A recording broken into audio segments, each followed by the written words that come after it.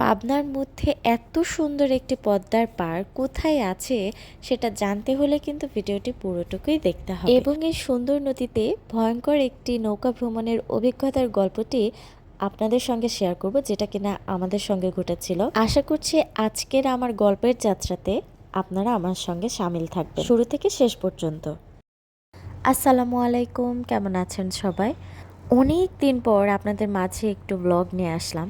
আচ্ছা, আগেই বলে নেই, এই ঠাটা পড়া গরমের মধ্যে যদি আমি আপনাদেরকে শীতকালের ব্লগ দেখাই, আপনারা কি আমার ওপর রাগ করবেন? মনে হয় না রাগ করবেন, কারণ আমি জানি আপনারা আমাকে অনেক সাপোর্ট করেন এবং ভালোবাসেন। তাই পুরাতন ব্লগগুলো একটু শেয়ার করছি। এই যে কি সুন্দর রাস্তা দিয়ে যাচ্ছে, একটু সুন্দর জায়গায় কোথায় যাচ্ছি সেটাও দেখাচ্ছি। না, আশা করি ক্যাপশন দেখে বুঝতে পারছেন আমরা কোথায় যাচ্ছি। তো তার আগে, যাওয়ার আগে এখানে আমার বড় দুলাভাই মিষ্টি কিনে নিল, যার বাসায় যাচ্ছি তাদের জন্য। দুবেলিয়া বাজার দিয়ে, হ্যাঁ এটা তো দুবলিয়া বাজারই, হ্যাঁ দুবলিয়া বাজার দিয়ে আমরা এখন যাচ্ছি কাথুলিয়া।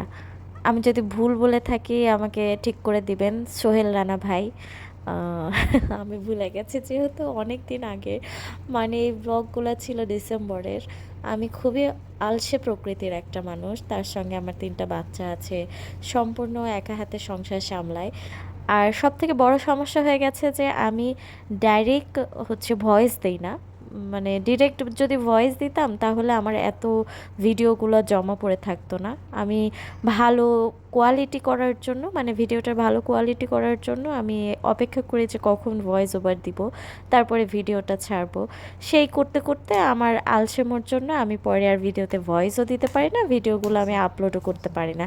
যার কারণে আমার গ্যালারিতে প্রচুর ভিডিও জমা পড়ে আছে, প্রচুর ব্লগ আমার জমা পড়ে আছে। কি আর করার, যা করে ফেলেছি তো ফেলেছি, আর আমি এমনই, আমি নিজেকে হয়তো কখনো পরিবর্তনও করতে পারবো না। তো চলেন দেখেন কি সুন্দর একটা জায়গাতে চলে এসেছে, মাশাল্লাহ। তো আমরা গিয়েছিলাম কাথুলিয়া পর্দার পাড়ে। আমাদের ছোট প্রিয় ভাই সোহেল রানা ভাই খুবই ভালো একটা মানুষ। আমার ওনার সঙ্গে পরিচয় হচ্ছে আমার বড় বোনের মাধ্যমে। আমার বপ্পা, আপনারা সবাই চেনেন, মাহমুদাস ফ্যামিলি, ওখান থেকে ওনার সঙ্গে পরিচয়। মাশাল্লাহ, ছোট ভাইটা এত ভালো। উনি আমাদেরকে দাওয়াত দিয়েছিল তাদের বাসায় বেড়ানোর জন্য, এবং তাদের বাসার সঙ্গে একদম হাতের কাছেই ছিল এই পদ্মার পাড়টা।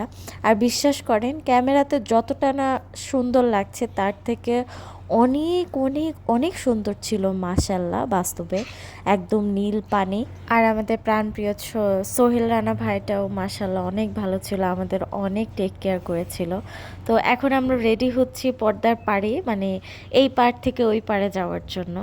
আমার খুব ইচ্ছা ছিল যে পর্দার পাড়ে যাব, নৌকাতে উঠব, কিন্তু আমার হাজব্যান্ড, আমার বোনের ছেলেরা অভি, অমি, রিয়াজ, তারপরে আমার বড় দুলাভাইও নিষেধ করছিল যে না, উঠতে হবে না বাচ্চাদেরকে নিয়ে, বা উঠার কি দরকার, কাদা পানি, ওঠার দরকার নেই। কিন্তু আমি অনেক ইনসিস্ট করছিলাম যে না, আমি উঠবো।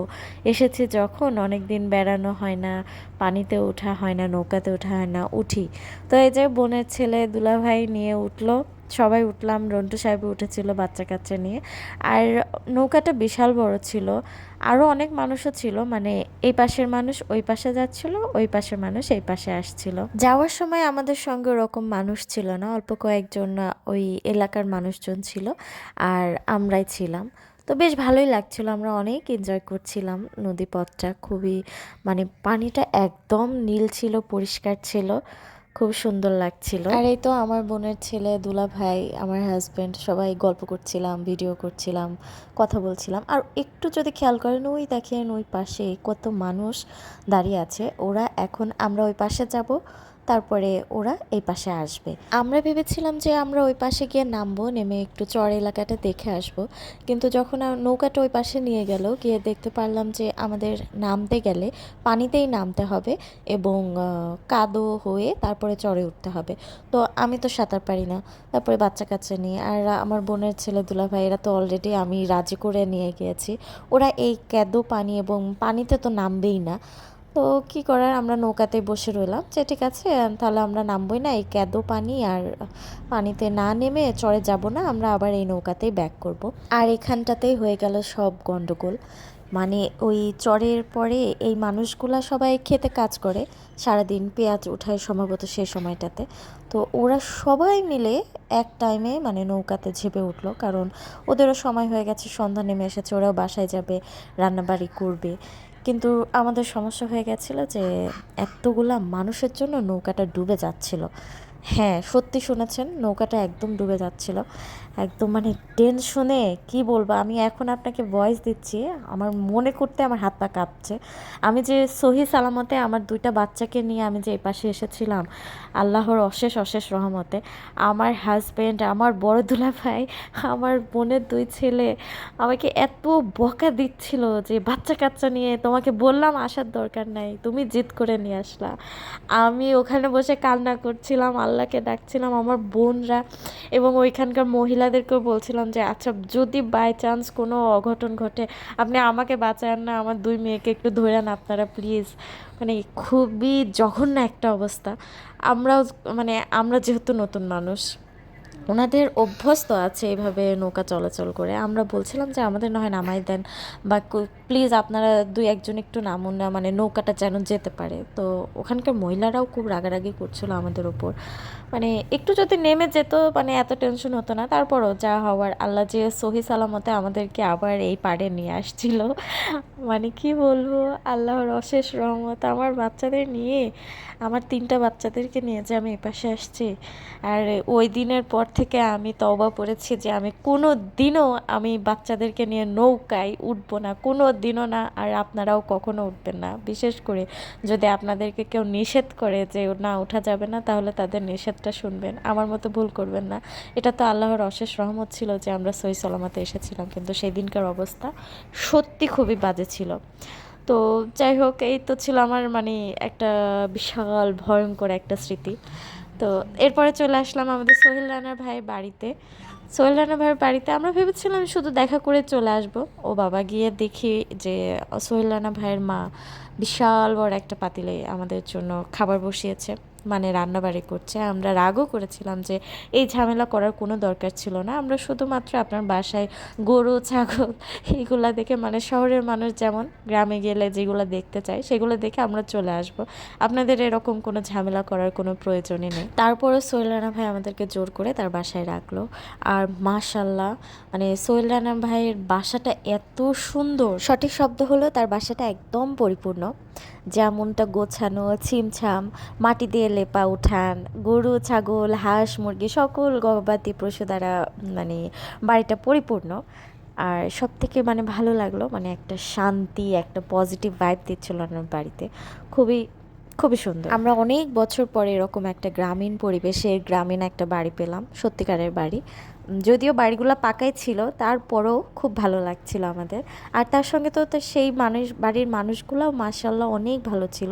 সোলানা ভাইয়ের মা, ভাবি, খুবই ভালো ব্যবহার, অমায়িক মানুষগুলা। মানে আমার প্রথম দেখাতে ওই একবারই দেখা, একবারই কথা, খুবই ভালো লেগেছে ওনাদের ব্যবহার। এই যে দেখেন, এক প্রজাতির ছাগল আর এক প্রজাতির ছাগলের সঙ্গে সাক্ষাৎকার করছে।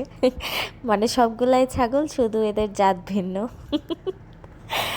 আমরা মজা করছিলাম এখানে দাঁড়িয়ে, হাসাহাসি করছিলাম এই বিষয় নিয়ে। আমিও একটু ছাগলকে আদর করছিলাম, ওমা আদর করতে করতে দেখি যে সে আমার বুরকা খাওয়া শুরু করে দিয়েছে। তাড়াতাড়ি করে চলে যায় ওখান থেকে। আমরা উঠানে দাঁড়িয়ে সব মহিলারা গল্প করছিলাম, মানে সোহেল রানা ভাইয়ের মা, ভাবি, বোন, আশেপাশে তাদের চাচিরা সবাই এসেছিল আমাদেরকে দেখতে, আমরাও তাদের সঙ্গে গল্প করছিলাম। আর এখানে আমার বাচ্চা, দুইজন বাচ্চা খেলছে রোহানের সঙ্গে। মার্শাল্লাহ, দেখেন গোয়াল ভরা গরু, মানে এটা হচ্ছে সোহেল রানা ভাইয়ের বড় ভাই সম্ভবত। উনি রাতের বেলা, শীতের রাত তো, সব গরুদেরকে ছালা পরিয়ে দিচ্ছে যেন গরুগুলো আরাম পায়। আমরা দাঁড়িয়ে দাঁড়িয়ে দেখছিলাম দর্শকের মতো। সোহেল রানা ভাইয়ের খোলামেলা বাড়িটা ঘুরে টুরে আমরা তার ঘরে গিয়ে বসি, তার ভাবির ঘরে, ছোট ভাবির ঘরে সম্ভবত। ওখানে আমরা বসে আড্ডা দিচ্ছিলাম, কারণ আমরা খাওয়া দাওয়া করব। এই যে আমার দুই বোনের দুই ছেলে, আমার অভি আর আমার রিয়াজ, আর এখানে আমার রন্টু সাহেব। এই যে সেই সোহেল রানা ভাই, ফ্রিজ যিনি খুলছেন, ইনি সেই বিখ্যাত ভালো মানুষ। সত্যি কথা, সোহেল রানা ভাই খুবই ভালো, ছোট ভাই আমাদের, আমরা ছোট ভাই বলে, আমাদের থেকে অনেক ছোট। আর এই যে খিচুড়ি রান্না করেছিল ওনার মা এবং ভাবিরা মিলে, মাশাল্লাহ খিচুড়িটা সত্যি অনেক মানে মজা হয়েছিল। আমরা দুপুরে অনেক খাওয়া দাওয়া করে বের হয়েছিলাম, পেটটা ভরা ছিল, ভেবেছিলাম যে অত হয়তো খেতেই পারবো না, কিন্তু বিশ্বাস করেন খিচুড়িটা এত মজা হয়েছিল যে মানে খেতে খেতে আমি আবার আরও 1 প্লেট নিয়ে নিয়েছিলাম। সবাই তৃপ্তি সহকারে মজা করে খেয়েছিল।